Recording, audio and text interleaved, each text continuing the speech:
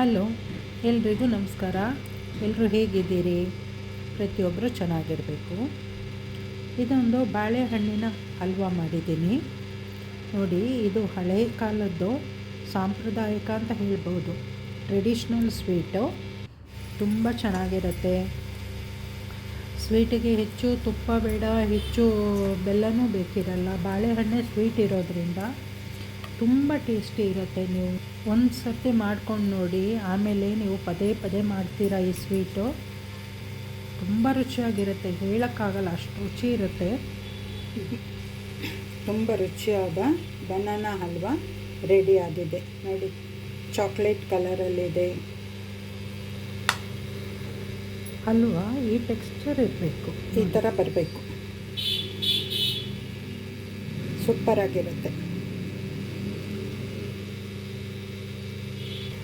ನೋಡಿ, ಎಷ್ಟು ಚೆನ್ನಾಗಿದೆ. ಈ ವಿಡಿಯೋ ನೋಡ್ತಿರೋರು ಒಂದು ಲೈಕ್ ಕೊಟ್ಟು ಸಬ್ಸ್ಕ್ರೈಬ್ ಮಾಡ್ಕೊಳ್ಳಿ. ಎಲ್ಲ ಡಬ್ಬಿಗೆ ತುಂಬಿಸಿಟ್ಬಿಡೋಣ. ಚೆನ್ನಾಗಿ ಇರುತ್ತೆ.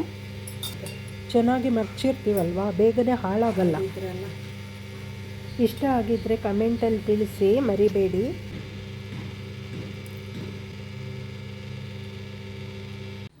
ನಾನು ನನ್ನ ಕ್ರಮದಲ್ಲಿ ಬಾಳೆಹಣ್ಣಿನ ಹಲ್ವಾ ಮಾಡಿದ್ದೀನಿ.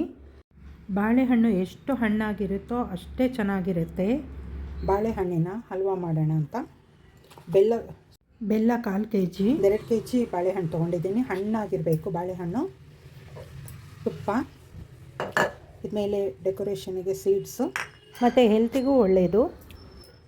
ಚೂರು ಒಂದು ಚಿಟಿಕೆ ಉಪ್ಪು, ಇಷ್ಟೇ. ಇವಾಗ ಬಾಳೆಹಣ್ಣಿಂದು ಸಿಪ್ಪೆ ಎಲ್ಲ ತೆಗೆದಿಟ್ಕೊಳ್ತೀನಿ. ಬಾಳೆಹಣ್ಣಿಂದು ಸಿಪ್ಪೆ ಎಲ್ಲ ತೆಗೆದು ಚೆನ್ನಾಗಿ ರುಬ್ಬಿಟ್ಕೊಳ್ಬೇಕು. ಒಂದು ಸರ್ತಿ ಎಲ್ಲ ರುಬ್ಬಿದ್ದಾಗಿದೆ. ಇವಾಗ ಇದನ್ನ ಈ ಬಾಣಲಿಗೆ, ದಪ್ಪ ತಳದ ಒಂದು ಬಾಣಲಿಗೆ ಹಾಕ್ಕೊಳ್ಳೋಣ.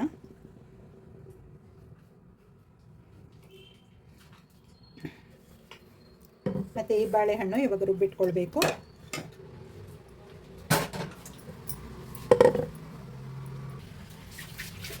ಬಾಳೆಹಣ್ಣು ಹಣ್ಣಾಗಿದ್ದಷ್ಟು ಚೆನ್ನಾಗಿರುತ್ತೆ ಹಲ್ವಾ, ಟೇಸ್ಟ್ ಚೆನ್ನಾಗಿರುತ್ತೆ.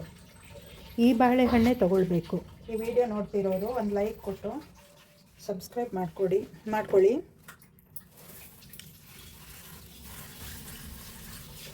ಟ್ರೆಡಿಷ್ನಲ್ ಸ್ವೀಟ್ ಇದು, ಬಾಳೆಹಣ್ಣಿನ ಹಲ್ವಾ. ಈ ಬಾಳೆಹಣ್ಣಿನ ಸಿಪ್ಪೆ ಎಲ್ಲ ಒಂದು 4 ದಿವಸ ಬಿಸಿಲಿಗೆ ಹಾಕಿ ಒಣಗಿಸಿಟ್ಟಿರ್ತೀನಿ. ಗಿಡಗಳಿಗಾಗುತ್ತೆ.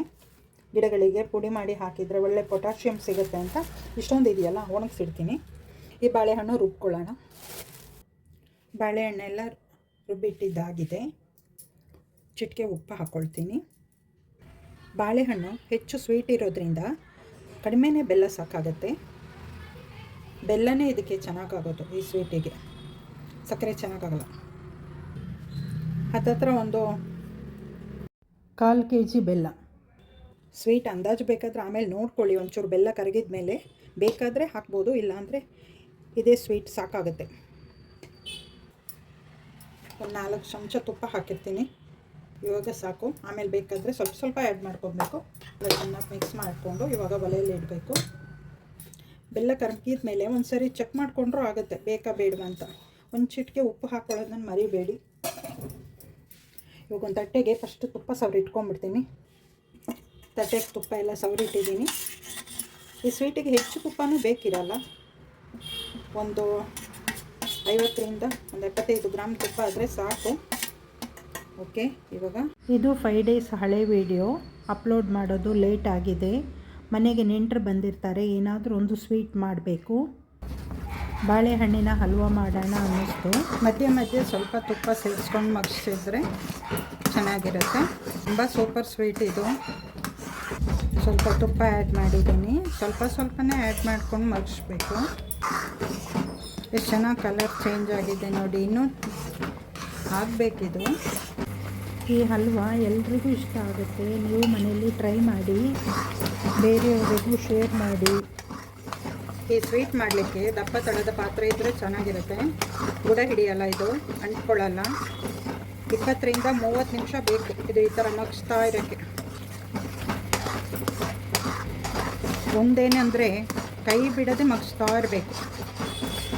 ಪಚ್ಚೆ ಬಾಳೆಹಣ್ಣು ಏನು ಅಂತ ಕಾಸ್ಟ್ಲಿ ಏನಿಲ್ಲ. ಇನ್ನು ಸ್ವಲ್ಪ ತುಪ್ಪ ಸೇರಿಸ್ಕೊಂಡಿದ್ದೀನಿ. ಬಾಳೆಹಣ್ಣು ಬೇಯ್ತಾ ಒಳ್ಳೆ ಪರಿಮಳ ಬರ್ತಾ ಇದೆ. ಒಂದು ಟಿಪ್ ಹೇಳ್ತೀನಿ ಕೇಳಿ.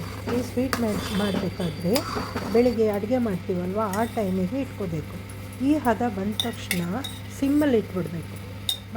ಮಧ್ಯೆ ಕೈ ಆಡಿಸ್ತಾ ಇರಬೇಕು. ಸ್ವಲ್ಪನೇ ಮಧ್ಯೆ ತುಪ್ಪ ಸೇರಿಸ್ಕೋಬೇಕು.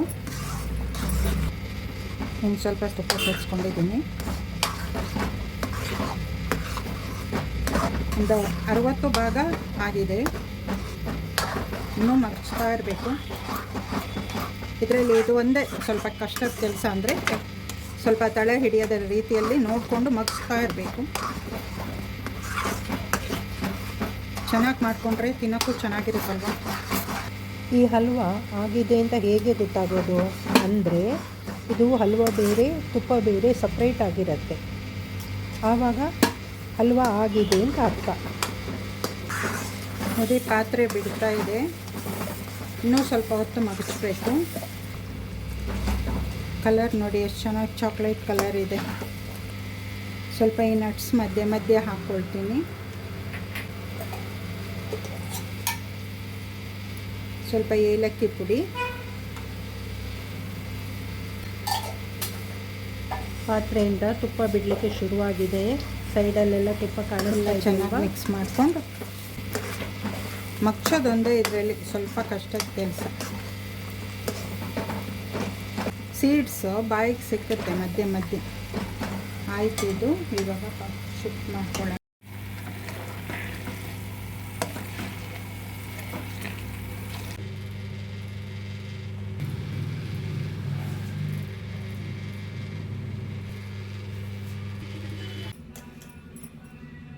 ನೀವು ಟ್ರೈ ಮಾಡಿ. ಎಷ್ಟು ಚೆನ್ನಾಗಿ ಬಂದಿದೆ ಅಂದರೆ ತುಂಬ ಚೆನ್ನಾಗಿ ಬಂದಿದೆ. ವಿಡಿಯೋ ನೋಡ್ತಿರೋರಿಗೆಲ್ಲ ಧನ್ಯವಾದಗಳು. ಸ್ವಲ್ಪ ತಣ್ಣಗಾದ್ಮೇಲೆ ಕಟ್ ಮಾಡ್ಕೊಳ್ಬೇಕು. ಸಣ್ಣ ಮಕ್ಕಳಿಂದ ಹಿಡಿದು ದೊಡ್ಡವರು ವಯಸ್ಸಾದವರು ಕೂಡ ಈ ಸ್ವೀಟ್ ತಿನ್ನಬಹುದು. ತುಂಬ ಚೆನ್ನಾಗಿರುತ್ತೆ ತಿನ್ನೋದಕ್ಕೆ. ನನಗಂತೂ ತುಂಬ ಇಷ್ಟ ಇದು. ನೀವು ಒಂದು ಸರ್ತಿ ಮನೆಯಲ್ಲಿ ಮಾಡ್ಕೊಳ್ಳಿ, ನೋಡಿ, ಆಮೇಲೆ ಹೇಗೆ ಬಂದಿದೆ ಅಂತ ಕಮೆಂಟಲ್ಲಿ ತಿಳಿಸಿ. ಒಂದು ಟ್ರೆಡಿಷ್ನಲ್ ಸ್ವೀಟ್ ಬಾಳೆಹಣ್ಣಿನ ಹಲ್ವಾ ಮಾಡಿ ತೋರಿಸಿದ್ದೀನಿ. ಸ್ಟಿಕ್ಕಿಯಾಗಿರುತ್ತೆ, ಚೆನ್ನಾಗಿರುತ್ತೆ. ಇನ್ನೂ ತಣ್ಣಗಾಗಿಲ್ಲ ಪೂರ್ತಿ, ತಣ್ಣಗಾಗಬೇಕು. ಒಂಚೂರು ಈ ಥರ ಮಾರ್ಕ್ ಮಾಡಿ ಇಟ್ಕೊಳ್ಳೋಣ ಅಂತ.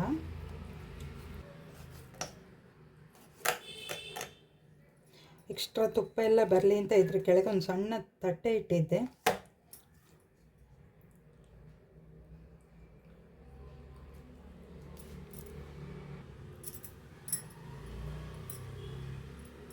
ಚೆನ್ನಾಗಿ ಚಾಕ್ಲೇಟ್ ಕಲರ್ ಇದೆ ನೋಡಿ, ತುಂಬ ಚೆನ್ನಾಗಿರುತ್ತೆ.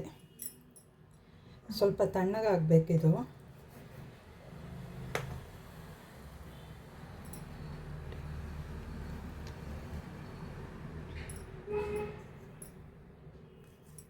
ತಣ್ಣಗಾಗಲಿಕ್ಕೂ ಬಿಡದೆ ಅರ್ಜೆಂಟಲ್ಲಿ ಪೀಸ್ ಮಾಡ್ತಾ ಇದ್ದೀನಿ.